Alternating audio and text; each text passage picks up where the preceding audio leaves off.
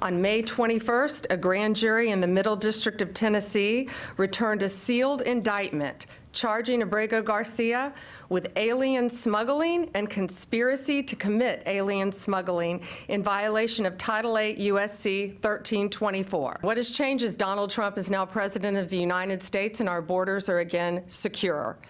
And thanks to the bright light that has been shined on Abrego Garcia, this investigation continued with actually amazing police work. And we were able to track this case and stop this international smuggling ring from continuing. Okay, that was U.S. Attorney General Pam Bondi just moments ago on new federal criminal charges against Kilmar Abrego Garcia. He is now back in the United States in Tennessee out of El Salvador. This is the same MS-13 gang suspect Democrats like Senator Chris Van Hollen and the liberal media have been defending as just a, quote, Maryland dad, a union member. Joining us now from House Judiciary, Texas Congressman Brandon Gill. Congressman, if you could, just please bear with us. The crimes he's accused of are shocking. Human smuggling, human trafficking of thousands of illegal aliens, including children, drug trafficking, gun trafficking, and for transporting MS-13 gang members from Texas to Maryland. Also, abusing illegal alien women under his control. Plus, the government says they've uncovered evidence of his past violence and attempted solicitation of child pornography. So how can Democrats defend this now? Well, thanks for having me on. The reality is that they can't, but we'll see if they try. You know, we knew this was a bad guy. We knew that he had been suspected of human smuggling. We knew he was a member of MS-13. We knew he was a wife beater.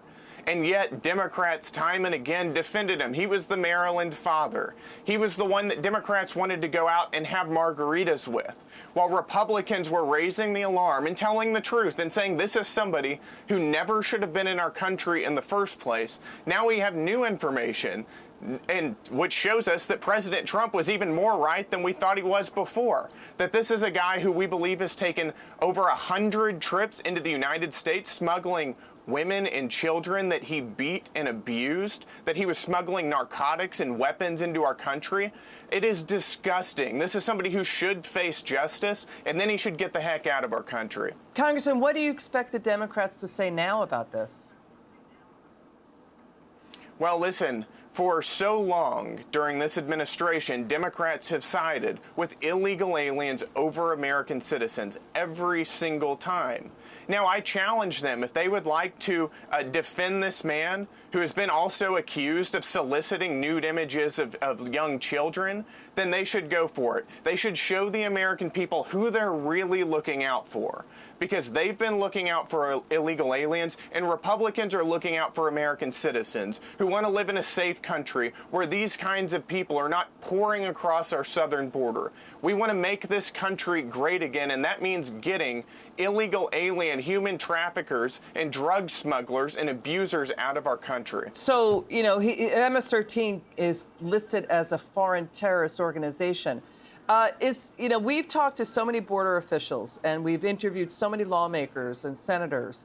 And what they are telling us is this, that illegal aliens, notably criminal illegal aliens, gang members, drug cartel members, know that the United States has a system of civil rights, of due process rights. They know, and we've heard this too, of Hamas supporters, foreigners overseas who support terrorists overseas. They know that they can come into the United States, abuse the United States judicial system, and that the far left and Democrats are going to fall for that and basically say, well, this is about an individual's civil rights, ignoring the underlying crimes and, you know, the threat to national security and the threat to American citizens. Is that how you see it?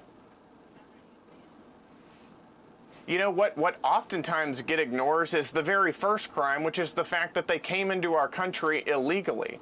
But that's right. This is an abuse of our judicial system, and it makes Americans less safe. We have millions of people in this country who shouldn't be here at all. We've got over 1.5 million who already have deportation orders. And Democrats know that they can weaponize our judicial system and clog up the pipes of this process to slow down deportations, to keep these people in our country as long as they can. That's a problem. That's an abuse. That is not law and order. That is an abuse of law and order. Do you think any Democrats are going to come around to your way of thinking and the Republicans' way of thinking on this? You know, I invite them to, but I certainly don't expect it. I think that the Democrat playbook, which has been their playbook for a very long time, is to bring in as many illegal aliens as they possibly can, provide a path to citizenship for those aliens, which then gives them voting rights, and Democrats have always bet that those people will vote Democrat perpetually. It's been a scheme to import voters, and finally we have a president who's serious about stopping it, doing something about something that the American people have been talking about for a long time. Voters have been begging for border security. They've been begging for deportations, and now President Trump is ending the Democrat scheme. Well, Abrego Garcia faces 10 years per each illegal alien smuggled.